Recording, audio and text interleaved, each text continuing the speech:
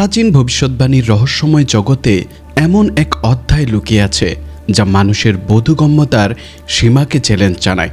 শত শত বছর ধরে মুসলিম পণ্ডিতদের মনে একই প্রশ্ন ঘুরপাক খেয়েছে, কেন আল্লাহ, যিনি সর্বশক্তিমান ও সর্বজ্ঞ, দাজ্জাল নামের মহাপ্রতারকের মোকাবেলার জন্য শেষ নবী মুহাম্মদ সাল্লাল্লাহু আলাইহি ওয়াসাল্লামকে নয় বরং ঈসা আলাইহিস সালামকে বেছে নিলেন? এই প্রশ্ন কেবল জ্ঞানের কৌতূহল নয়, এর মধ্যে এমন এক ঐশ্বরিক পরিকল্পনা গোপন আছে যা মানবতার বিশ্বাস, আশা ও সত্যের ধারণাকে নতুনভাবে আলোড়িত করে। কিয়ামতের ঠিক আগে যখন পৃথিবী দুর্নীতি ও অবিচারের ভারে নত হবে, তখন আবির্ভাব ঘটবে দাজ্জালের, একচোখা প্রতারকের, যে নিজেকে আল্লাহ বলে দাবি করবে। তার হাতে থাকবে এমন সব শক্তি যা শুকনো ভূমিতে বৃষ্টি ঝরাবে, অনুর্বর মাটিকে সবুজ করে তুলবে আর মানুষকে তার অলৌকিকতায় মুগ্ধ করে বিভ্রান্ত করবে। এত শক্তিশালী ফিতনা যা মানুষকে সত্য ও মিথ্যার মাঝখানে দ্বিধাগ্রস্ত করে ফেলবে। কিন্তু এই মুহূর্তে মোকাবেলার জন্য পাঠানো হবে না মুহাম্মদ সাল্লাল্লাহু আলাইহি ওয়াসাল্লামকে, যিনি শেষ রাসূল ও মানবতার শ্রেষ্ঠ পথপ্রদর্শক। আল্লাহর অসীম প্রজ্ঞায় দায়িত্ব অর্পিত হয়েছে ঈসা আলাইহিস সালামের উপর, যিনি আসমান থেকে নেমে এসে দাজ্জালকে ধ্বংস করবেন, মানবজাতিকে আবারও সত্যের পথে ফিরিয়ে আনবেন। হাদিসে বর্ণিত আছে, তিনি ন্যায়পরায়ণ শাসক হিসেবে আবির্ভূত হবেন, ক্রুশ ভাঙবেন, শূকর হত্যা করবেন এবং মিথ্যা বিশ্বাসের অবসান ঘটাবেন। তাহলে কেন এই নির্বাচন? কেন মুহাম্মদ সাল্লাল্লাহু আলাইহি ওয়াসাল্লাম নয় বরং ঈসা আলাইহিস সালাম? এই প্রশ্নই মানুষকে চিরকাল ভাবিয়েছে, আর এর ভেতরেই নিহিত আছে সেই ঐশ্বরিক প্রজ্ঞা যা আমাদেরকে বুঝিয়ে দেয় মানবতার ইতিহাসে আল্লাহর পরিকল্পনা কেবল রহস্যময়ী নয় বরং সর্বশ্রেষ্ঠ কৌশলগত সত্য। কেন ঈসা আলাইহিস সালামকে এই বিশাল কাজের জন্য বেছে নিয়েছেন তা বোঝার জন্য প্রথমেই আমাদের উপলব্ধি করতে হবে দাজ্জালের প্রতারণার প্রকৃতি এবং সে মানবজাতির সামনে কি ভয়াবহ চ্যালেঞ্জ উপস্থাপন করবে।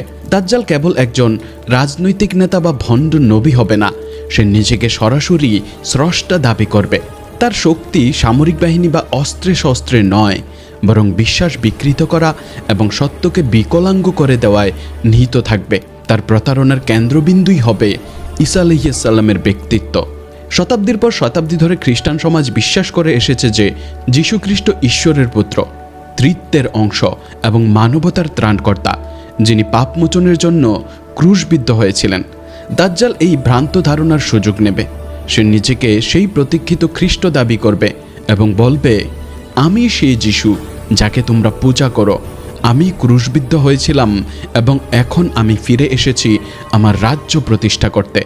এখানেই আল্লাহর নির্বাচনের ঐশ্বরিক প্রজ্ঞা স্পষ্ট হয়। এই বিশাল মিথ্যাকে উন্মোচন করার ক্ষমতা একমাত্র সত্যিকারের মসিহেরই আছে। কেবল ঈসা আলাইহিস সালামই মিথ্যা মসিহ দাজ্জালের মুখোশ খুলে দিতে পারবেন।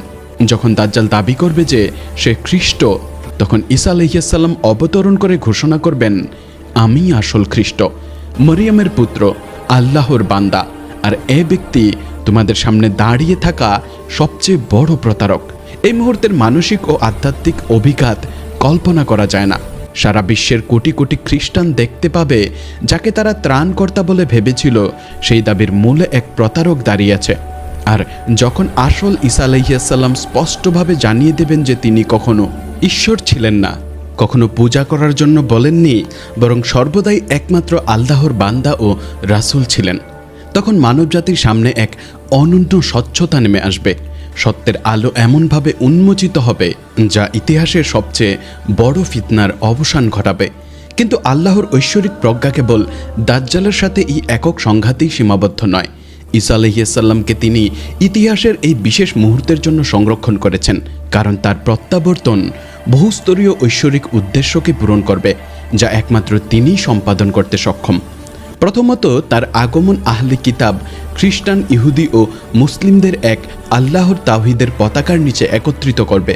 যখন ঈসা আলাইহিস সালাম ক্রুশ ভেঙে ঘোষণা করবেন যে তাকে কখনো ক্রুশবিদ্ধ করা হয়নি, তিনি কারো পাপের জন্য মারা যাননি, আর মুক্তি কেবল এক আল্লাহর উপাসনার মাধ্যমেই সম্ভব, তখন মানব ইতিহাসের সবচেয়ে গভীর ধর্মতাত্ত্বিক বিতর্কগুলির সমাধান হবে। নবী মুহাম্মদ সাল্লাল্লাহু আলাইহি ওয়াসাল্লাম তার অসীম প্রজ্ঞা ও বিনয়ের মাধ্যমে বুঝেছিলেন যে তার ভূমিকা ছিল মানবজাতির কাছে আল্লাহর চূড়ান্ত বার্তা পৌঁছে দেয়া, ইসলামকে পূর্ণতা দেওয়া এবং তার উম্মাহকে ভবিষ্যতের পরীক্ষাগুলোর জন্য প্রস্তুত করা। তার মিশন ছিল না দাজ্জালের সাথে সরাসরি যুদ্ধ করা, বরং তার অনুসারীদের আগেই সতর্ক করা এবং প্রতারণা চিনে নেয়ার ক্ষমতা গড়ে তোলা। অসংখ্য সহিহ হাদিসে তিনি দাজ্জালের বিস্তারিত বর্ণনা দিয়েছেন, তার ফিতনা থেকে সুরক্ষার জন্য নির্দিষ্ট দোয়া শিখিয়েছেন এবং নির্দেশ করেছেন যে সূরা আল কাহফের প্রথম 10টি আয়াত পাঠ করা দাজ্জালের প্রতারণা থেকে ঢালস্বরূপ কাজ করবে। আবার যখন আমরা দাজ্জালের আবির্ভাবের সময়কার আধ্যাত্মিক অবস্থা বিবেচনা করি, তখন আল্লাহর পরিকল্পনার কৌশলগত উজ্জ্বলতা আরও স্পষ্ট হয়। সহিহ হাদিসে বলা হয়েছে, তখন জ্ঞান তুলে নেওয়া হবে, অজ্ঞতা ব্যাপক হবে এবং সৎ ঈমান হবে মরুভূমির বালুর মধ্যে সোনার দানা খোঁজার মতোই বিরল। এমন অন্ধকার সময়ে শেষ রাসূল সাল্লাল্লাহু আলাইহি ওয়াসাল্লাম এর প্রত্যাবর্তন ঘটলে তার উম্মাহের দুর্নীতিগ্রস্ত অবস্থা প্রত্যক্ষ করা তার মহিমার সঙ্গে সামঞ্জস্যপূর্ণ হতো না, বরং আল্লাহ পাঠাবেন ঈসা আলাইহিস সালামকে, যাকে তার পার্থিব মিশন সম্পন্ন করার আগেই আসমানে তুলে নেওয়া হয়েছিল। মুহাম্মদ সাল্লাল্লাহু আলাইহি ওয়াসাল্লামের নবুয়ত তার মৃত্যুর সঙ্গে সমাপ্ত হয়েছে, কিন্তু ঈসা আলাইহিস সালামকে জীবিত অবস্থায় আসমানে উঠিয়ে নেওয়া হয়েছিল। তার মিশন সাময়িকভাবে স্থগিত ছিল, অপেক্ষা করেছিল নির্ধারিত সময়ের জন্য। তার প্রত্যাবর্তন নতুন নবী হিসেবে হবে না, তিনি ফিরে আসবেন মুহাম্মদ সাল্লাল্লাহু আলাইহি ওয়াসাল্লামের অনুসারী হিসেবে, ইসলামের শরিয়াহ কার্যকর করবেন এবং সেই দায়িত্ব পূর্ণ করবেন যা তাকে 2000 বছর আগে অর্পণ করা হয়েছিল। কুরআনও এই প্রজ্ঞার দিক নির্দেশ দেয়। সূরা আন-নিসা আয়াত 159-এ আল্লাহ বলেন, আর আহলে কিতাবের কেউই থাকবে না, কিন্তু সে তার মৃত্যুর আগে অবশ্যই তার প্রতি বিশ্বাস স্থাপন করবে, আর কিয়ামতের দিনে তিনি তাদের বিরুদ্ধে সাক্ষী হবেন। এই আয়াত স্পষ্টভাবে প্রমাণ করে যে ঈসা আলাইহিস সালামের একটি বিশেষ ভূমিকা রয়েছে কিয়ামতের পূর্বে আহলে কিতাবকে সত্যের দিকে ফিরিয়ে আনার জন্য এবং আল্লাহর একত্ববাদকে প্রতিষ্ঠিত করার জন্য। ঈসা আলাইহিস সালামের হাতে দাজ্জালের মৃত্যু গভীর প্রতীকী তাৎপর্য বহন করে, যা কেবল এই নির্দিষ্ট সংঘাতের মাধ্যমেই ফুটে উঠতে পারে। আন নাওয়াস ইবনে সামআন রাদিয়াল্লাহু তাআলা আনহু কর্তৃক বর্ণিত সহিহ হাদিসে এসেছে, ঈসা আলাইহিস সালাম যখন দাজ্জালকে দেখবেন, তখন তিনি তাকে তাড়া করবেন এবং অবশেষে লুদের গেটে ধরে ফেলবেন, যেখানে তিনি তাকে হত্যা করবেন। কিছু বর্ণনায় উল্লেখ আছে দাজ্জাল ঈসা আলাইহিস সালামকে দেখা মাত্র লবণের মতো গলে যাবে। আবার অন্য বর্ণনায় এসেছে যে ঈসা আলাইহিস সালাম তাকে তার বর্ষা বা শ্বাস দ্বারা হত্যা করবেন। স্থানটিও এখানে অত্যন্ত গুরুত্বপূর্ণ। লুদ বর্তমানে ইসরায়েলের লুদ জেরুজালেমের নিকটে পবিত্র ভূমিতে অবস্থিত, সেই ভূমি যেখানে ঈসা আলাইহিস সালাম তার মূল দাওয়াত পরিচালনা করেছিলেন এবং সেখান থেকেই তাকে আসমানে উঠিয়ে নেওয়া হয়েছিল। তার মিশন সমাপ্ত করতে পুনরায় সেই ভূমিতেই প্রত্যাবর্তন ঘটবে। এ যেন 2000 বছরেরও বেশি আগে আল্লাহ কর্তৃক করা এক প্রতিশ্রুতির পূর্ণতা। কিন্তু সম্ভবত এই কাজের জন্য আল্লাহ কেন ঈসা আলাইহিস সালামকে মুহাম্মদ সাল্লাল্লাহু আলাইহি ওয়াসাল্লামের উপর বেছে নিয়েছেন, তার সবচেয়ে গভীর কারণ নিহিত আছে আল্লাহর রহমত ও ন্যায় বিচারের প্রকৃতিতে। দাজ্জালের সর্বশ্রেষ্ঠ দাবি হবে সেই আল্লাহ, সেই ইবাদতের যোগ্য এবং জীবন মৃত্যুর নিয়ন্ত্রণ তার হাতে। এই ভয়ঙ্কর দাবিকে খণ্ডন করার জন্য এর চেয়ে উপযুক্ত আর কে হতে পারে, যদি না সেই ঈসা আলাইহিস সালাম, যিনি নিজেই শতাব্দীর পর শতাব্দী ধরে লক্ষ লক্ষ মানুষের দ্বারা ভুলভাবে ঈশ্বর হিসেবে প্রতিপন্ন হয়েছেন। তিনি বোঝেন কিভাবে তার বার্তা বিকৃত করা হয়েছে এবং কিভাবে তাকে আল্লাহর স্থানে বসানো হয়েছে।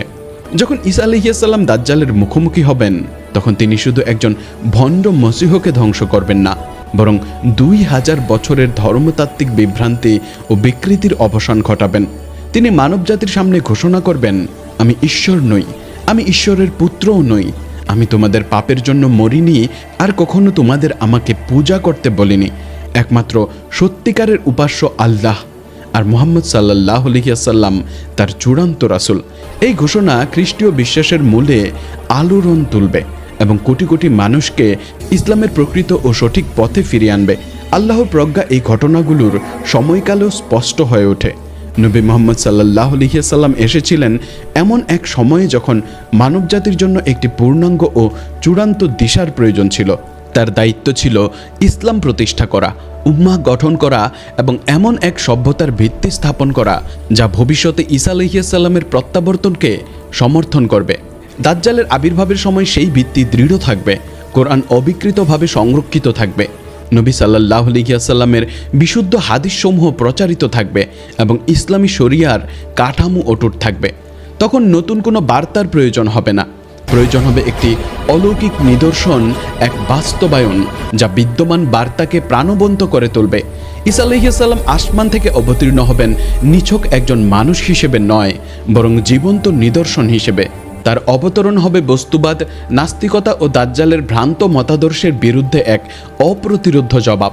মানুষ যখন প্রত্যক্ষ করবে আসমান থেকে একজন নবীর অবতরণ, প্রাকৃতিক নিয়ম ভেঙে অলৌকিক ঘটনা সংঘটিত হচ্ছে, তখন তারা অনিবার্যভাবে অদৃশ্য জগৎ ও আল্লাহর অসীম ক্ষমতার মুখোমুখি হতে বাধ্য হবে।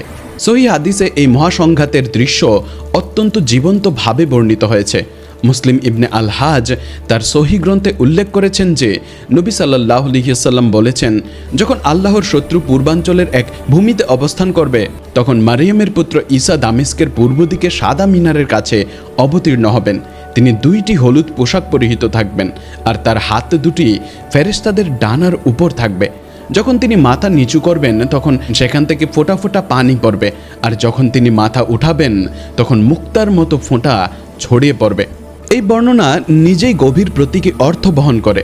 সাদা মিনার বলতে বোঝায় বিশুদ্ধতা ও সত্য, যা ঈসা আলাইহিস সালাম পুনরায় প্রতিষ্ঠা করবেন অন্ধকারাচ্ছন্ন ও প্রতারণাপূর্ণ পৃথিবীতে।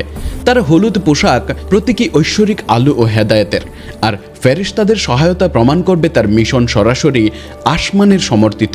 তার মাথা থেকে পড়া ফোঁটা আল্লাহর রহমতের বর্ষণকে নির্দেশ করে, আর মুক্তার মতো ছড়িয়ে পড়া ফোঁটা পৃথিবীতে বিস্তার লাভ করা জ্ঞান ও প্রজ্ঞার প্রতীক। এইভাবে ঈসা আলাইহিস সালামের প্রত্যাবর্তন মানবজাতির জন্য হবে সত্য ও হেদায়েতের নতুন ভোর, যা আল্লাহর প্রতিশ্রুত চূড়ান্ত সত্যকে বিশ্বময় প্রতিষ্ঠিত করবে। ঈসা আলাইহিস সালাম বিজেতা বা নতুন রাজ্য প্রতিষ্ঠাকারী হিসেবে আবর্তিত হবেন না, বরং তিনি মুহাম্মদ সাল্লাল্লাহু আলাইহি ওয়াসাল্লামের বিনয়ী অনুসারী হিসেবে আসবেন এবং ইসলামী শরিয়া অনুসারে শাসন করবেন। সহিহ হাদিসে উল্লেখ আছে তিনি হজ পালন করবেন এবং তার সময়কার মুসলিম নেতার পেছনে দাঁড়িয়ে নামাজ আদায় করবেন। এর মাধ্যমে আল্লাহ প্রমাণ করবেন যে নতুন নবী ও নতুন প্রত্যাদেশের যুগ সমাপ্ত হয়েছে, আর ইসলাম যা মুহাম্মদ সাল্লাল্লাহু আলাইহি ওয়াসাল্লাম এনেছেন মানবজাতির জন্য চূড়ান্ত ও পূর্ণাঙ্গ পথপ্রদর্শক। দাজ্জালের পতনের পর শুরু হবে এক স্বর্ণযুগ, যা পৃথিবী আগে কখনো দেখেনি। হাদিসে বর্ণিত হয়েছে তখন পৃথিবী ন্যায় বিচারে পূর্ণ হবে যেমন পানিতে ভরা পাত্র থাকে। সম্পদের প্রাচুর্য হবে এতই ব্যাপক যে দান গ্রহণের মানুষও থাকবে না। একটি ডালিম এত বড় হবে যে একটি গোটা সম্প্রদায় তা থেকে আহার করতে পারবে। পৃথিবীর ধন ভাণ্ডার উন্মুক্ত হয়ে যাবে আর শান্তি ও কল্যাণ সর্বত্র ছড়িয়ে পড়বে। তাহলে প্রশ্ন জাগে, এই স্বর্ণযুগ কি মুহাম্মদ সাল্লাল্লাহু আলাইহি ওয়াসাল্লাম নিজেই প্রতিষ্ঠা করতে পারতেন না? এর উত্তর নিহিত আল্লাহর নির্ধারিত পরিকল্পনায়। তিনি প্রতিটি রাসূলকে ভিন্ন ভিন্ন ভূমিকার জন্য মনোনীত করেছেন।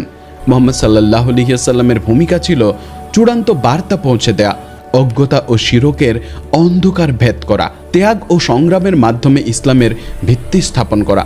তার জীবন ছিল চ্যালেঞ্জ ও নিপীড়নে পূর্ণ, কারণ তিনি ছিলেন পরিবর্তনের বীজ বপনকারী। আর ঈসা আলাইহিস সালামকে আল্লাহ সংরক্ষণ করেছেন সেই বীজ থেকে ফসল ঘরে তুলতে, অর্থাৎ মুহাম্মদ সাল্লাল্লাহু আলাইহি ওয়াসাল্লাম যে সভ্যতার ভিত স্থাপন করেছেন তার উপরে দাঁড়িয়ে স্বর্ণযুগ বাস্তবায়ন করতে। ঈসা আলাইহিস সালাম এমন এক সময়ে আসবেন যখন ইসলামী জ্ঞান ও শরিয়ার অবকাঠামো সুসংহত থাকবে, কোরআন অবিকৃতভাবে সংরক্ষিত থাকবে, সুন্নাহ লিপিবদ্ধ ও প্রচারিত থাকবে এবং লক্ষ লক্ষ মানুষ তার মিশনকে সমর্থন করার জন্য প্রস্তুত থাকবে। তার ভূমিকা হবে অলৌকিক শক্তির মাধ্যমে ঐশ্বরিক ন্যায়বিচার প্রতিষ্ঠা করা, মানবজাতিকে সত্যের পতাকার নিচে ঐক্যবদ্ধ করা এবং কিয়ামতের পূর্বে চূড়ান্ত সভ্যতার ভিত্তি সুদৃঢ় করা। ঈসা আলাইহিস সালামকে এই ভূমিকায় নির্বাচিত করা হলো আল্লাহর পক্ষ থেকে সমস্ত নবীর বার্তার এক ঐক্যের শক্তিশালী দৃষ্টান্ত। খ্রিস্টানদের মসীহ মুসলিম হিসেবে ফিরে এসে মুহাম্মদ সাল্লাল্লাহু আলাইহি ওয়াসাল্লামের আইন অনুসরণ করবেন। এটি প্রমাণ করে যে তাওরাত, ইনজিল ও কোরআন প্রতিদ্বন্দ্বী নয়, বরং একই ঐশ্বরিক গ্রন্থের ধারাবাহিক অধ্যায় যা ইসলামের চূড়ান্ত বার্তায় মিলিত হয়েছে। যখন ঈসা আলাইহিস সালাম ক্রুশ ভাঙবেন তখন তিনি শুধু একটি প্রতীক ধ্বংস করবেন না, বরং মানব ইতিহাসের সবচেয়ে বড় ধর্মতাত্ত্বিক ভ্রান্তি মুছে ফেলবেন। ক্রুশ সেই বিশ্বাসের প্রতীক যে আল্লাহ মানবজাতির পাপ ক্ষমা করতে নিজেকে উৎসর্গ করেছেন এবং মুক্তি কেবল তার রক্তের মাধ্যমেই সম্ভব। কিন্তু ঈসা আলাইহিস সালাম ক্রুশ ভেঙে ঘোষণা করবেন, আল্লাহর রহমত অসীম, তার ক্ষমতার জন্য কোনো মধ্যস্থতাকারীর প্রয়োজন নেই, যারা একমাত্র আল্লাহর ইবাদত করে এবং তার নির্দেশিত পথে চলে। একইভাবে হাদিসে উল্লেখিত শুকর হত্যাও গভীর প্রতীকী তাৎপর্য বহন করে। শুকর ইসলাম ও ঈসা আলাইহিস সালামের মূল শিক্ষায় নিষিদ্ধ। এটি আধ্যাত্মিক অপবিত্রতা, নৈতিক দুর্নীতি ও ঐশ্বরিক আইন থেকে বিচ্যুতির প্রতীক। দুর্নীতির এই প্রতীককে ধ্বংস করে ঈসা আলাইহিস সালাম ঘোষণা করবেন যে মন্দের সাথে আপোষের সময় শেষ হয়েছে, আর এখন মানবজাতি আল্লাহর শরিয়া অনুযায়ী বিশুদ্ধ ও ন্যায়ভিত্তিক জীবনযাপন করবে। আরেকটি গুরুত্বপূর্ণ পরিবর্তন হবে জিজিয়া বিলুপ্তকরণ।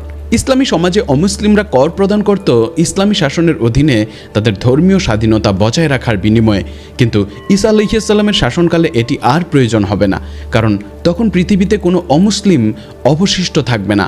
তাদের জোর করে ধর্মান্তরিত করা হবে বলে নয়, বরং সত্য এত স্পষ্ট হবে, প্রমাণ এত অপ্রতিরোধ্য হবে এবং ঈসা আলাইহিস সালাম ও দাজ্জালের মধ্যে পার্থক্য এত প্রকট হবে যে মানবজাতি স্বতঃস্ফূর্তভাবে ইসলাম গ্রহণ করবে। ঈসা আলাইহিস সালামের শাসনামলে ইসলামের এই সর্বজনীন গ্রহণযোগ্যতা কোরআনে আল্লাহর প্রতিশ্রুতির পুনর্বাস্তবায়ন। যেমন আল্লাহ বলেন, তিনি তার রাসূলকে হেদায়েত ও সত্য ধর্ম সহ পাঠিয়েছেন, যাতে তিনি তাকে সমস্ত ধর্মের উপর জয়ী করেন, যদিও মুশরিকরা তা অপছন্দ করে। সূরা আত-তাওবা আয়াত 33। এই প্রতিশ্রুতি বাস্তবায়িত হবে বিজয় বা জবরদস্তির মাধ্যমে নয়, বরং ঈসা আলাইহিস সালামের অলৌকিক মিশন এবং তার ঐশ্বরিক সমর্থনের মাধ্যমে সত্য ধর্মের শ্রেষ্ঠত্ব সুস্পষ্ট হয়ে উঠবে। ঈসা আলাইহিস সালামের শাসনের সময়কাল, যা বিভিন্ন হাদিসে 40 বছর হিসেবে উল্লেখ করা হয়েছে, এরও গভীর প্রতীকী অর্থ রয়েছে। 40 সংখ্যা কোরআন ও বাইবেলে বারবার এসেছে। নূহ আলাইহিস সালামের বন্যার আগে 40 দিনের পরীক্ষা, মুসা আলাইহিস সালাম এর সিনাই পর্বতে 40 দিন অতিবাহিত করা, নবী মুহাম্মদ সাল্লাল্লাহু আলাইহি ওয়াসাল্লামের 40 বছর বয়সে প্রথম ওহী প্রাপ্তি। সুতরাং ঈসা আলাইহিস সালামের 40 বছরের শাসন মানবজাতির জন্য হবে চূড়ান্ত পরীক্ষা, পৃথিবীর সর্বশেষ শুদ্ধি এবং মানব সভ্যতার পূর্ণ রূপান্তর। এই সময়ে বিশ্ব প্রত্যক্ষ করবে এক অভূতপূর্ব ন্যায় বিচার। অপরাধ বিলুপ্ত হয়ে যাবে, কারণ দারিদ্র্য, অজ্ঞতা ও অবিচার অপরাধের মূল কারণগুলো দূর হয়ে যাবে। আন্তর্জাতিক সংঘাত শেষ হয়ে যাবে, কারণ সমগ্র মানবজাতি একই ঐশ্বরিক আইনের অধীনে ঐক্যবদ্ধ হবে। পৃথিবীও সাড়া দেবে তার অধিবাসীদের ধার্মিকতার প্রতি, প্রাচুর্য ও কল্যাণ বর্ষণ করবে। তবুও এই স্বর্ণযুগও অবশেষে শেষ হবে। হাদিসে উল্লেখ আছে যে ঈসা আলাইহিস সালাম ইন্তেকাল করবেন এবং নবী মুহাম্মদ সাল্লাল্লাহু আলাইহি ওয়াসাল্লামের পাশে মদিনার মহান মসজিদে নববীতে দাফন হবেন। তার মৃত্যু হবে পৃথিবীতে নবীদের যুগের সমাপ্তি এবং মানব ইতিহাসের চূড়ান্ত অধ্যায়ের সূচনা, যা সরাসরি কিয়ামতের দিকে ধাবিত করবে। আল্লাহ কেন ঈসা আলাইহিস সালামকে এই ভূমিকায় বেছে নিয়েছেন তা আরও স্পষ্ট হয় যখন আমরা বিকল্পটি বিবেচনা করি। যদি নবী মুহাম্মদ সাল্লাল্লাহু আলাইহি ওয়াসাল্লাম দাজ্জালকে পরাজিত করতে পুনরায় ফিরে আসতেন, তবে এটি বোঝাতো যে তার মূল মিশন অসম্পূর্ণ ছিল এবং যে ইসলাম তিনি প্রতিষ্ঠা করেছিলেন তা মানবজাতিকে তার চূড়ান্ত পরীক্ষার মধ্য দিয়ে পথ দেখানোর জন্য যথেষ্ট নয়। এমন একটি ইঙ্গিত ইসলামের মৌলিক বিশ্বাসকে দুর্বল করত যে কোরআনই চূড়ান্ত প্রত্যাদেশ এবং মুহাম্মদ সাল্লাল্লাহু আলাইহি ওয়াসাল্লাম নবীদের শেষ সিলমোহর। ঈসা আলাইহিস সালামকে তার স্থগিত মিশন সম্পূর্ণ করতে প্রেরণ করা এবং সেই সময়ে তিনি মুহাম্মদ সাল্লাল্লাহু আলাইহি ওয়াসাল্লামের আইন মেনে চলবেন, এটি আল্লাহর পক্ষ থেকে ইসলামী বার্তার চূড়ান্ততা রক্ষা করারই নিদর্শন। একই সঙ্গে এটি মানবজাতিকে বিশ্বাসের চূড়ান্ত পরীক্ষায় টিকে থাকার জন্য ঐশ্বরিক হস্তক্ষেপও প্রদান করবে। এই বিন্যাস উভয় রাসূলকেই সম্মানিত করে। মুহাম্মদ সাল্লাল্লাহু আলাইহি ওয়াসাল্লামকে চূড়ান্ত আইনদাতা হিসেবে, যার শরিয়া এমনকি স্বর্ণযুগেও কার্যকর থাকবে, আর ঈসা আলাইহিস সালামকে সেই আইনের নির্বাহী হিসেবে, যিনি ঐশ্বরিক ক্ষমতা ও কর্তৃত্ব নিয়ে তা বাস্তবায়ন করবেন। ঈসা আলাইহিস সালাম ও দাজ্জালের সংঘাত ভবিষ্যৎবাণীমূলক ঐতিহ্যগুলোর চূড়ান্ত প্রমাণ হিসেবেও কাজ করবে। মুসলমানরা মুহাম্মদ সাল্লাল্লাহু আলাইহি ওয়াসাল্লামের সাক্ষ্যের ভিত্তিতেই ঈসা আলাইহিস সালামের প্রত্যাবর্তনে বিশ্বাস করে এসেছে। যখন ভবিষ্যৎবাণীগুলো হুবহু পূরণ হবে, যখন ঈসা দামেস্কের সাদা মিনারের কাছে অবতীর্ণ হবেন, যখন তিনি লুদের ফটকে দাজ্জালকে হত্যা করবেন এবং ইসলামী শরিয়াহ অনুসারে 40 বছর শাসন করবেন, তখন পুরো বিশ্ব মুহাম্মদ সাল্লাল্লাহু আলাইহি ওয়াসাল্লামের নবুয়াত ও তার বার্তার সত্যতা প্রত্যক্ষ করবে। এই বৈধতা হবে অত্যন্ত গুরুত্বপূর্ণ, কারণ দাজ্জালের সময়ে ধর্মীয় বিশ্বাস ও নবীদের কর্তৃত্বের উপর অভূতপূর্ব আক্রমণ আসবে।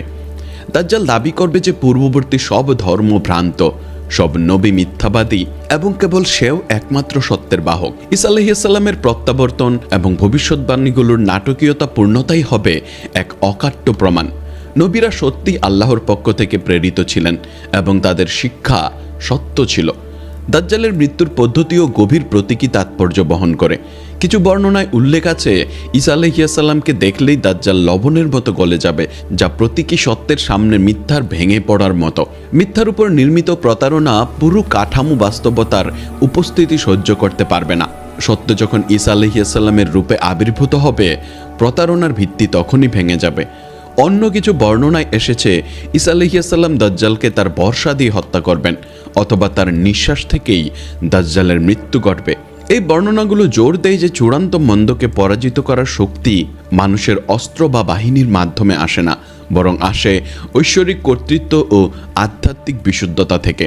মানব ইতিহাসে সবচেয়ে বড় প্রতারককে ধ্বংস করতে আল্লাহর শক্তি ও অনুমোদন দ্বারা সমর্থিত ঈসা আলাইহিস সালামের শুধু উপস্থিতিই যথেষ্ট হবে। জেরুজালেমের কাছে লুদের গেইটে সংগঠিত এই চূড়ান্ত যুদ্ধ শেষ সময়কে পৃথিবীর সবচেয়ে পবিত্র ভূমির সাথে যুক্ত করে। জেরুজালেম হাজার হাজার বছর ধরে ঐশ্বরিক প্রকাশের কেন্দ্র, যেখানে বহু নবী বাস করেছেন এবং শিক্ষা দিয়েছেন, যেখানে প্রথম কিবলা প্রতিষ্ঠিত হয়েছিল এবং যেখান থেকে নবী মুহাম্মদ সাল্লাল্লাহু আলাইহি ওয়াসাল্লাম মিরাজের রাতে আসমানে আরোহণ করেছিলেন। তাই সত্য ও মিথ্যার মধ্যে চূড়ান্ত সংঘাত এই বরকতময় ভূমিতে সংগঠিত হওয়াই যথোপযুক্ত, কারণ এটি নবী ইতিহাসের ধারাবাহিকতাকে পূর্ণতা দান করবে। দাজ্জালের পতনের পর কিয়ামতের অন্যান্য প্রধান লক্ষণ উদ্ভাসিত হবে, যার মধ্যে ইয়াজুজ ও মাজুজের আবির্ভাব বিশেষভাবে উল্লেখযোগ্য। কুরআন ও হাদিসে এই জাতিগুলোকে বিপুল জনসমষ্টি হিসেবে বর্ণনা করা হয়েছে, যারা পৃথিবী জুড়ে দুর্নীতি ছড়াবে। তাদের বন্দিদশা থেকে মুক্তি দেওয়া হবে এবং প্রাথমিকভাবে তাদের শক্তি অপ্রতিরোধ্য বলে মনে হবে, কিন্তু তাদের পতনও ঘটবে সামরিক শক্তির মাধ্যমে নয়, বরং সরাসরি ঐশ্বরিক হস্তক্ষেপের মাধ্যমে। আল্লাহ তাদের উপর একটি রোগ প্রেরণ করবেন, যা এক রাতের মধ্যেই তাদের সবাইকে ধ্বংস করে দেবে। এই ঘটনাগুলির ক্রম মানব ইতিহাসের শেষ অধ্যায় সম্পর্কে এক গুরুত্বপূর্ণ বাস্তবতা প্রকাশ করে। শেষ সময় চিহ্নিত হবে অলৌকিক হস্তক্ষেপ দ্বারা, প্রাকৃতিক, রাজনৈতিক বা সামরিক উন্নয়ন দ্বারা নয়। মানব প্রচেষ্টা একাই শেষ সময়ের ভয়াবহতা চ্যালেঞ্জ মোকাবেলায় যথেষ্ট হবে না। কেবল আল্লাহর ঐশ্বরিক শক্তি মানবজাতিকে এই সংকট থেকে মুক্ত করতে সক্ষম হবে। এই প্রজ্ঞাই বোঝায় কেন আল্লাহ ঈসা আলাইহিস সালামকে এই দায়িত্বের জন্য মনোনীত করেছেন। তিনি এমন এক নবী যাকে জীবিত অবস্থায় আসমানে তুলে নেওয়া হয়েছিল এবং অলৌকিক ক্ষমতা দিয়ে তাকে আবার ফিরিয়ে দেওয়া হবে। এটি প্রমাণ করে যে শেষ সময়ের সমস্যাগুলো মানবিক সমাধানের মাধ্যমে নয়, বরং আসমানি হস্তক্ষেপের মাধ্যমেই সমাধান হবে। এই ঘটনাগুলো মুসলিম উম্মাহের ভূমিকাও স্পষ্ট করে। মুহাম্মদ সাল্লাল্লাহু আলাইহি ওয়াসাল্লাম তার অনুসারীদের শেষ সময়ের জন্য প্রস্তুত করেছিলেন, কিন্তু নিজে পুনরায় ফিরে আসবেন না, কারণ তার দায়িত্ব ছিল পূর্ণাঙ্গ দিক নির্দেশনা ও উদাহরণ প্রদান করা, যাতে তার উম্মাহ পরবর্তী প্রজন্মে পরীক্ষাগুলো মোকাবেলা করতে সক্ষম হয়। শেষ সময়ের বিশ্বাসীদের ভূমিকা হবে দাজ্জালের প্রতারণা চিহ্নিত ও প্রতিরোধ করা এবং ঈসা আলাইহিস সালামের সাথে ঐশ্বরিক ন্যায় বিচার প্রতিষ্ঠায় অবদান রাখা। নবী সাল্লাল্লাহু আলাইহি সাল্লাম তার শিক্ষা ও জীবনচর্চার মাধ্যমে যে আধ্যাত্মিক প্রস্তুতি দিয়েছেন, তাই তাদেরকে এই মহাজাগতিক ঘটনাবলিতে গুরুত্বপূর্ণ ভূমিকা পালনে সক্ষম করবে। হাদিস সাহিত্যে দাজ্জালের আবির্ভাবের বিপরীতাচরণ ও মোকাবেলায় বিষয়বস্তু ও মোকাবেলার বিষয়ে বিস্তৃত নির্দেশনা রয়েছে। নবী সাল্লাল্লাহু আলাইহি ওয়াসাল্লাম নির্দিষ্ট দোয়া শিখিয়েছেন। কোরআনের কিছু আয়াত, বিশেষত সূরা আল কাহাফ মুখস্থ করার উপরে জোর দিয়ে বলেছেন এবং দাজ্জালের চেহারা ও প্রতারণার পদ্ধতি সম্পর্কে সতর্ক বার্তা দিয়েছেন। এই পূর্ণাঙ্গ প্রস্তুতি প্রমাণ করে যে মুহাম্মদ সাল্লাল্লাহু আলাইহি ওয়াসাল্লামের উদ্দেশ্য ছিল তার উম্মাহকে তাদের সম্মুখীন হবে এমন পরীক্ষার জন্য ক্ষমাশীল ও সচেতন করে গড়ে তোলা, তাদের ব্যক্তিগতভাবে বাঁচিয়ে রাখা নয়। ফিতরাতের ধারণা প্রতিটি মানুষের মধ্যে আল্লাহর প্রতীয়মান সত্যের প্রতি স্বাভাবিক ঝোঁক এই বর্ণনায় কেন্দ্রীয় ভূমিকা পালন করে। দাজ্জালের প্রধান যুদ্ধকৌশল হবে এই প্রাকৃতিক ঝোঁককে বিকৃত করা, মিথ্যাকে সত্য ও সত্যকে মিথ্যা হিসেবে উপস্থাপন করা। ঈসা আলাইহিস সালামের আবির্ভাব হবে সেই ফিতরাতকে পুনরুজ্জীবিত করার মহাসময়, মানুষের হৃদয়ে মৌলিক সত্যগুলি স্মরণ করিয়ে দেওয়ার এক অলৌকিক জাগরণ। এই পুনর্জাগরণ খ্রিস্টান ও ইহুদিদের হৃদয়ে বিশেষভাবে প্রভাব ফেলবে। তারা তাদের ধর্মগ্রন্থে পূর্বোক্ত ভবিষ্যৎবাণীর বাস্তব অবতরণ দেখবে। যিশু নিজে এসে ঘোষণা করবেন যে ত্রিতত্ত্ব ভুল ধারণা, তিনি ক্রুশবিদ্ধ হননি এবং মুক্তি আল্লাহর ইচ্ছায় আত্মসমর্পণের মধ্য দিয়েই প্রাপ্ত। ইহুদিরাও তাদের কাঙ্ক্ষিত মসীহকে প্রত্যক্ষ করে বুঝবে যে মুহাম্মদ সাল্লাল্লাহু আলাইহি ওয়াসাল্লামকে তাদের গ্রন্থসমূহে ভবিষ্যৎবাণী করা হয়েছিল এবং ইসলাম সেই ধারাবাহিক ঐশ্বরিক প্রকাশের পরিপূর্ণ রূপ। এই স্বীকৃতিগুলো রাতারাতি সামাজিক ও আধ্যাত্মিক রূপান্তরকে সুগভীরভাবে প্রভাবিত করবে। গির্জা মসজিদে রূপান্তরিত হবে, সিনাগগে নামাজের শুরু হবে। আধ্যাত্মিক বিভাজনগুলো বিলীন হয়ে গেলে মানব সমাজে ঐক্য কায়েম হবে, কিন্তু তা জোরপূর্বক হবে না, স্বতঃস্ফূর্ত আত্মদীক্ষায় হবে। হাদিসেরা যে অর্থনৈতিক ও সামাজিক পরিবর্তনগুলোর বর্ণনা দেয় সেগুলো আধুনিক কল্পনাতীত মনে হলেও তাদের অর্থমূল অনুভবযোগ্য। পৃথিবী এমনভাবে সমৃদ্ধি দেবে যে বস্তুগত লোভ তার প্রলোভনহীন হয়ে পড়বে। এই পরিবর্তনগুলো মূলত মূল্যবোধের পুনর্গঠনের দিককেই ইঙ্গিত করে। জায়গা পাবে আধ্যাত্মিক সম্পদ আর বস্তুগত প্রাচুর্য হবে সাধারণ ও অনুপ্রেরণাহীন। এমন ব্যাপক রূপান্তর স্বাভাবিক রাজনৈতিক বা অর্থনৈতিক প্রক্রিয়ায় সম্ভব ছিল না। এটির জন্য দরকার ছিল এক নাটকীয় অলৌকিক হস্তক্ষেপ। আকাশ থেকে একজন মানুষের রূপে অবতীর্ণ হয়, প্রাকৃতিক নিয়মকে অতিক্রম করে প্রদর্শিত অলৌকিক নৈপুণ্য ও ঐশ্বরিক ন্যায় বিচারের প্রদর্শনী হবে সেই পরিবর্তনের প্রধান কারণ। এই অভিজ্ঞতা পুরো বিশ্বকে বস্তুবাদী ব্যাখ্যার বাইরে নিয়ে যাবে এবং মানুষের দৃষ্টি সুস্পষ্টভাবে আল্লাহ প্রদত্ত সত্যের দিকে ফেরাবে। পরিশেষে হাদিস ও নবীর শিক্ষা মুসলিমদের নির্দেশ দেয় মানসিক, আধ্যাত্মিক ও সামাজিকভাবে সতর্ক ও প্রস্তুত থাকার জন্য, ফিতরাতকে জাগ্রত রাখার জন্য এবং ঈসা আলাইহিস সালাম এর সেই অলৌকিক পুনরাবির্ভাবকে স্বীকৃতি দিয়ে ঐশ্বরিক ন্যায় বিচার প্রতিষ্ঠায় অংশগ্রহণ করার জন্য। এই ঘটনাগুলো কেবল ভবিষ্যৎবাণীর পূরণ নয়, বরং মানবতার জন্য একটি চূড়ান্ত নিয়মানুবর্তিতা, যেখানে আল্লাহর পরিকল্পনা, নবীদের বার্তা এবং মানুষের হৃদয়ের স্বাভাবিক প্রবণতা একত্রে মিলে বিশ্বকে নতুন আধ্যাত্মিক দিশা দেখাবে। ঈসা আলাইহিস সালামের শাসনের সময় শিক্ষা ব্যবস্থা সম্পূর্ণরূপে আধ্যাত্মিক বিকাশ ও ধার্মিক সমাজের জন্য প্রয়োজনীয় ব্যবহারিক দক্ষতার দিকে মনোযোগ দেবে। বর্তমান শিক্ষার মতো ধর্মীয় ও পার্থিব জ্ঞানের মধ্যে বিভাজন অথবা নৈতিক চরিত্রের পরিবর্তে বস্তুগত সাফল্যের উপর জোর দেওয়া এ সময় থাকবে না, বরং একটি সমন্বিত পদ্ধতি চালু হবে, যেখানে আল্লাহকে সকল জ্ঞান ও হেদায়েতের মূল উৎস হিসেবে স্বীকৃতি দেওয়া হবে। শিশুরা এমন পরিবেশে বেড়ে উঠবে যেখানে ঐশ্বরিক আইনি স্বাভাবিক, ন্যায় বিচার সার্বজনীন এবং দুর্নীতি ও নিপীড়নের কোনো সুযোগ থাকবে না। এই সময় আন্তর্জাতিক সম্পর্ক পুরোপুরি ভিন্ন রূপ নেবে। কোনো প্রতিদ্বন্দ্বী জাতি, রাষ্ট্র, বিরোধপূর্ণ মতাদর্শ বা সম্পদের জন্য প্রতিযোগিতা থাকবে না। পৃথিবী ঐক্যবদ্ধ হবে এবং মুহাম্মদ সাল্লাল্লাহু আলাইহি ওয়াসাল্লাম কর্তৃক প্রদত্ত ইসলামের আইন বাস্তবায়িত হবে। বিরোধগুলি রাজনৈতিক বা কূটনৈতিকভাবে নয়, বরং ঐশ্বরিক হেদায়েতের মাধ্যমে সমাধান হবে। আর প্রতিযোগিতার পরিবর্তে সহযোগিতা মানব মিথস্ক্রিয়ার প্রধান চালিকা শক্তি হবে। ঈসা আলাইহিস সালামের স্বর্ণযুগে পরিবেশ ও মানবতার ধার্মিকতা ও মহাজাগতিক সামঞ্জস্যের সঙ্গে গভীরভাবে যুক্ত হবে। হাদিসে বর্ণিত হয়েছে যে পৃথিবী তখন অভূতপূর্ব প্রাচুর্য উৎপাদন করবে। একটি মাত্র ডালিম একটি পুরো সম্প্রদায়কে খাদ্য হিসেবে দিতে সক্ষম হবে এবং শিকারী প্রাণীরাও শান্তিপূর্ণ ও নিরীহ হয়ে উঠবে। এটি ইসলামী শিক্ষার প্রতিফলন, যা বলে পৃথিবীর দুর্নীতি মানব দুর্নীতিরই ফল। যখন মানবতা আল্লাহর কাছে আত্মসমর্পণের প্রাকৃতিক অবস্থায় ফিরে আসে, তখন সৃষ্টির প্রতিটি অংশ প্রাচুর্য ও সামঞ্জস্যের সঙ্গে সাড়া দেয়। স্বাস্থ্যসেবা ব্যবস্থা আধ্যাত্মিক বিশুদ্ধতা ও ঐশ্বরিক বরকতের মাধ্যমে অধিকাংশ রোগ নির্মূল করবে। মানসিক চাপজনিত অসুস্থতা দূর হবে যখন মানুষ আল্লাহর আইন অনুসারে জীবনযাপন করবে। সামাজিক সমস্যার কারণে সৃষ্ট মানসিক স্বাস্থ্য জটিলতাও কমে যাবে এবং আত্মাকে আঘাতকারী আধ্যাত্মিক রোগগুলি নিরাময় হবে, কারণ মানবজাতির জন্য থাকবে স্পষ্ট নির্দেশনা এবং ধার্মিক নেতৃত্ব। প্রযুক্তির ব্যবহারও সম্পূর্ণ ভিন্নভাবে ঘটবে। অস্ত্র, নজরদারি বা নিয়ন্ত্রণের পরিবর্তে উদ্ভাবন হবে উন্নয়ন ও আধ্যাত্মিক বিকাশকে সমর্থন করার জন্য। প্রযুক্তি হবে মানুষের ক্ষমতাকে বাড়ানোর জন্য, সৃষ্টি ও স্রষ্টার সঙ্গে সংযোগ দৃঢ় করার একটি হাতিয়ার। মানুষের জন্য নয়, মানুষের বিপরীত নয়। শিল্প ও সাংস্কৃতিক প্রকাশও ঐশ্বরিক নির্দেশনার আলোকে বিকশিত হবে। সাহিত্য, সঙ্গীত ও চিত্রশিল্প আল্লাহর মহিমা উদযাপন করবে এবং মানুষের মর্যাদা তুলে ধরবে যারা আত্মসমর্পণে বসবাস করছে। আধুনিক বিনোদনের অপ্রয়োজনীয় ও অবমাননা করে রূপগুলো হারিয়ে যাবে এবং পরিবর্তে এমন শিল্পের জন্ম হবে যা আত্মাকে সমৃদ্ধ করে, ধার্মিকতাকে অনুপ্রাণিত করে, মানব সৃষ্টিশীলতা আল্লাহর কাছে অন্তরের কাছাকাছি পৌঁছানোর এক উচ্চতর উদ্দেশ্য পূরণ করবে। এই স্বর্ণযুগের ধীরে ধীরে সমাপ্তি ঈসা আলাইহিস সালামের মৃত্যু এবং বিচার দিবসের চূড়ান্ত আগমন স্মরণ করিয়ে দেয় যে এমনকি সবচেয়ে নিখুঁত জাগতিক অবস্থাও অস্থায়ী।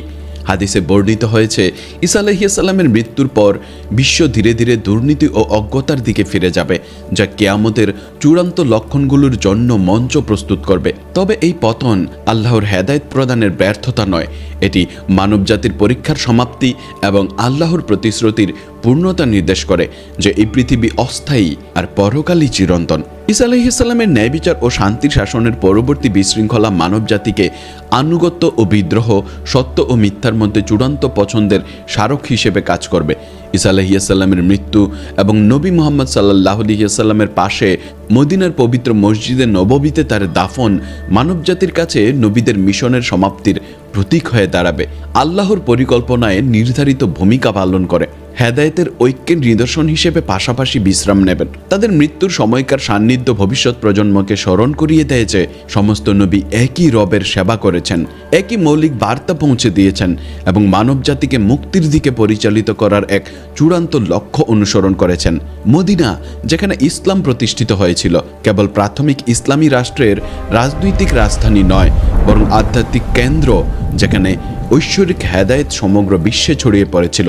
নবীদের কবর দর্শন ও স্মরণের স্থান হিসেবে সংরক্ষণ ভবিষ্যৎ প্রজন্মকে নবীদের ঐতিহ্যের সঙ্গে সরাসরি সংযোগে স্থাপন করতে সাহায্য করবে।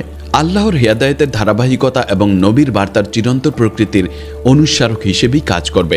এই দর্শন বিশ্বাসীদের ঈমানকে শক্তিশালী করবে এবং তাদের জীবনে উভয় রাসূলের উদাহরণ অনুসরণে অনুপ্রাণিত করবে। এই পুরো ঘটনার ক্রমের মধ্যে নিহিত শিক্ষাগুলি সমসাময়িক মুসলমানদের জন্য গভীর দিক নির্দেশনা প্রদান করে। আল্লাহ ইতিমধ্যেই সত্যের চূড়ান্ত বিজয়ের পরিকল্পনা করেছেন। এই উপলব্ধি বর্তমান অসুবিধার মুখোমুখি আত্মবিশ্বাস ও সংকল্পকে জাগিয়ে তোলে। প্রতিটি নবীকে নির্দিষ্ট ভূমিকা ও দায়িত্ব দেওয়া হয়েছে। এই সচেতনতা আল্লাহর প্রজ্ঞার প্রতি সম্মান ও আস্থা বৃদ্ধি করবে এবং ঘটনাগুলোর কারণ নিয়ে অপ্রয়োজনীয় প্রশ্নের পরিবর্তে ধৈর্য ও অধ্যবসায়কে উৎসাহিত করবে। সর্বশ্রেষ্ঠ পরীক্ষাগুলিও আল্লাহর উদ্দেশ্য পূরণেই অবদান রাখে, যা মানবজাতিকে কষ্টের মধ্যেও দৃঢ় ও সমর্থ হতে শেখায়। এই জ্ঞানের ব্যবহারিক প্রভাব মুসলিম জীবন ও ইবাদতের প্রতিটি দিক পর্যন্ত বিস্তৃত। মুহাম্মদ সাল্লাল্লাহু আলাইহি ওয়াসাল্লাম দাজ্জাল থেকে সুরক্ষার জন্য যে দুয়া শিখিয়েছেন তা নিয়মিত পাঠ করা উচিত, ভয় থেকে নয় বরং আল্লাহর সুরক্ষার প্রতি বিশ্বাসের প্রকাশ হিসেবে। সূরা আল কাহফের আয়াতগুলির আধ্যাত্মিক শক্তি ও হেদায়েতের উৎস হিসেবে মুখস্থ করা এবং তার উপর চিন্তা করা উচিত। সহিহ হাদিসে বর্ণিত দাজ্জালের বৈশিষ্ট্যগুলি অধ্যয়ন করা এবং বোঝা উচিত, যাতে বিশ্বাসীরা যখন প্রতারক দেখা দেয় তখন তাকে চিনতে পারে এবং প্রতিরোধ করতে পারে। দৃঢ় বিশ্বাস এবং ধার্মিক কর্ম বজায় রাখার গুরুত্ব আরও বেশি গুরুতর হয়ে ওঠে যখন আমরা মানবজাতির জন্য অপেক্ষা করা পরীক্ষার বিশালতা উপলব্ধি করি। দাজ্জালের প্রতারণা এতটাই পরিশীলিত এবং বাধ্যতামূলক হবে যে কেবল গভীর আধ্যাত্মিক ভিত্তিযুক্ত ব্যক্তিরাই তা প্রতিরোধ করতে সক্ষম হবে। এই পরীক্ষাগুলির জন্য প্রস্তুতি এখন থেকেই শুরু করতে হবে। ইসলামী শিক্ষার নিয়মিত অধ্যয়ন এবং ধার্মিক আচরণের ধারাবাহিক অনুশীলনের মাধ্যমে সহজ সময়ে বিকশিত অভ্যাস এবং আধ্যাত্মিক শৃঙ্খলা পরীক্ষার সময়ে অবিচল থাকার জন্য প্রয়োজনীয় ভিত্তি প্রদান করবে। ঈসা আলাইহিসসালামের প্রত্যাবর্তনের সাথে সম্পর্কিত ঘটনাগুলির বিশ্বব্যাপী প্রকৃতি ইসলামী হেদায়েতের সার্বজনীন ব্যাপ্তি তুলে ধরে। যদিও বার্তাটি প্রথমে আরবিতে একজন আরব নবীর কাছে অবতীর্ণ হয়েছিল, এর প্রভাব প্রতিটি মানব সভ্যতার উপর বিস্তৃত করা হয়, যারা কখনো বেঁচে ছিল বা কখনো বাঁচবে। ঈসা আলাইহিসসালামের শাসনের মাধ্যমে ইসলামের চূড়ান্ত বিজয় এই দাবিকে সমর্থন করবে যে এই ধর্ম সত্যি সেই হেদায়েত যা আল্লাহ সমস্ত মানবজাতির জন্য উদ্দেশ্য করেছিলেন, কেবল একটি জাতিগত গোষ্ঠী বা ঐতিহাসিক সময়ের জন্য নয়। এই সার্বজনীনতা মুসলমানদেরকে অন্যদের সাথে তাদের বিশ্বাস ভাগ করে নিতে অনুপ্রাণিত করবে, জবরদস্তি বা আগ্রাসনের মাধ্যমে নয়, বরং তাদের চরিত্রের সৌন্দর্য এবং তাদের শিক্ষার প্রজ্ঞার মাধ্যমে। ঈসা আলাইহিসসালামের স্বর্ণযুগে নারীর ভূমিকা সেই সম্মান ও শ্রদ্ধাকে প্রতিফলিত করবে যা ইসলাম সর্বদা তাদের প্রতি দিয়েছে। সাংস্কৃতিক বিকৃতি থেকে মুক্ত যা কখনো কখনো এই বাস্তবতা আবৃত করে রেখেছে। সহিহ হাদিসে এমন এক সময়ের বর্ণনা আছে যখন নিরাপত্তা এতটাই সম্পূর্ণ হবে যে একজন নারী আল্লাহর সুরক্ষা ব্যতীত ভয় ছাড়াই ইয়েমেন থেকে সিরিয়া পর্যন্ত ভ্রমণ করতে পারবে। এই নিরাপত্তা পুরুষদের অনুপস্থিতি থেকে নয়, বরং ইসলামিক মূল্যবোধে যথাযথভাবে শিক্ষিত পুরুষদের উপস্থিতি থেকে উদ্ভূত হবে, যারা নারী শোষণ বা ক্ষতি করার পরিবর্তে তাদের রক্ষা ও সম্মান করার দায়িত্ব বোঝেন। এই সময়ের পারিবারিক কাঠামো কোরআনের আদর্শকে প্রতিফলিত করবে, যে বিবাহ প্রশান্তি ও পারস্পরিক সমর্থনেরই উৎস। ঈসা আলাইহিসসালামের শাসনামলে যে শিক্ষাগত রূপান্তর ঘটবে তা এমনকি বস্তুগতভাবে সমৃদ্ধ সমাজগুলোকেও আক্রান্ত করে এমন আধ্যাত্মিক দারিদ্র্য দূর করবে। শিশুরা তাদের জীবনের উদ্দেশ্য, তাদের স্রষ্টার সাথে তাদের সম্পর্ক এবং তাদের সহকর্মী মানুষের প্রতি তাদের দায়িত্ব সম্পর্কে স্পষ্ট ধারণা নিয়ে বেড়ে উঠবে। আধুনিক বিশ্বে অনেক যুবককে জর্জরিত করা বিভ্রান্তি ও শূন্যতাবাদকে উদ্দেশ্য ও পরবর্তী জীবনের আশার স্পষ্টতা দ্বারা প্রতিস্থাপন করা হবে। শিক্ষা প্রতিষ্ঠানগুলি বুদ্ধিবৃত্তিক ক্ষমতা এবং আধ্যাত্মিক চরিত্র উভয়ই বিকাশে কাজ করবে। এমন স্নাতক তৈরি করবে যারা পার্থিব বিষয়ে দক্ষ এবং ধার্মিক আচরণে প্রতিশ্রুতিবদ্ধ। ওষুধের বিভক্ত পদ্ধতিকে সমন্বিত চিকিৎসা দ্বারা প্রতিস্থাপন করা হবে, যা আধ্যাত্মিক, মানসিক এবং শারীরিক স্বাস্থ্যের মধ্যে সংযোগকে স্বীকৃতি দেয়। প্রতিরোধমূলক যত্ন রোগগুলি বিকাশের পরে কেবল তাদের চিকিৎসা করার পরিবর্তে স্বাস্থ্যকে উৎসাহিত করে এমন এক জীবনযাত্রার ধরন বজায় রাখার দিকে মনোনিবেশ করবে। এর ফলাফল কেবল দীর্ঘ জীবনই নয়, বরং জীবনী শক্তি, উদ্দেশ্য এবং সন্তুষ্টি দ্বারা চিহ্নিত উন্নত জীবন হবে। ঈসা আলাইহিসসালামকে দাজ্জালকে পরাজিত করার নির্দিষ্ট কাজের জন্য আল্লাহ কেন মুহাম্মদ সাল্লাল্লাহু আলাইহি ওয়াসাল্লামের পরিবর্তে বেছে নিয়েছেন, সেই চূড়ান্ত প্রজ্ঞা নিয়ে আমরা যখন চিন্তা করি, তখন আমরা হাজার হাজার বছর জুড়ে বিস্তৃত ঐশ্বরিক পরিকল্পনার জটিল সৌন্দর্য দেখতে শুরু করি এবং অসংখ্য কারণের সমন্বয় জড়িত। এই পরিকল্পনা প্রতিটি বিস্তারিত একাধিক উদ্দেশ্য পূরণ করে, একাধিক চাহিদা পূরণ করে এবং একাধিক উদ্দেশ্য অর্জন করে। ঈসা আলাইহিসসালামের পছন্দ একজন নবীর পরিবর্তে একজন নবীর প্রতিনিধিত্ব অন্য নবীর প্রতিস্থাপনকে প্রতিনিধিত্ব করে না, বরং প্রতিটি রাসূলের অনন্য উপহার এবং বৈশিষ্ট্যগুলির নিখুঁত স্থাপনকে প্রতিনিধিত্ব করে ঠিক সেই মুহূর্তে যখন তারা সবচেয়ে কার্যকর হবে। এই ঐশ্বরিক কৌশল প্রমাণ করে যে আল্লাহর জ্ঞান কেবল অতীত এবং বর্তমানকে অন্তর্ভুক্ত করে না, বরং প্রতিটি সম্ভাব্য ভবিষ্যতের পরিস্থিতিকেও অন্তর্ভুক্ত করে এবং তার পরিকল্পনা ফলাফলের উপর প্রভাব ফেলতে পারে এমন প্রতিটি পরিবর্তনশীলকে হিসাব করে। এই ব্যাপক ঐশ্বরিক প্রজ্ঞা উপলব্ধি করা বিশ্বাসী এতে অসীম সান্ত্বনা এবং আত্মবিশ্বাসের উৎস খুঁজে পায়। কোনো পরীক্ষায় আল্লাহর সমাধান করার ক্ষমতার বাইরে নয়, কোনো প্রতারণাই তার উন্মোচন করার ক্ষমতার বাইরে নয় এবং মুসলিম সম্প্রদায়ের মুখোমুখি হওয়া কোনো চ্যালেঞ্জই তার সুরক্ষা ও হেদায়েতের আওতার বাইরে নয়।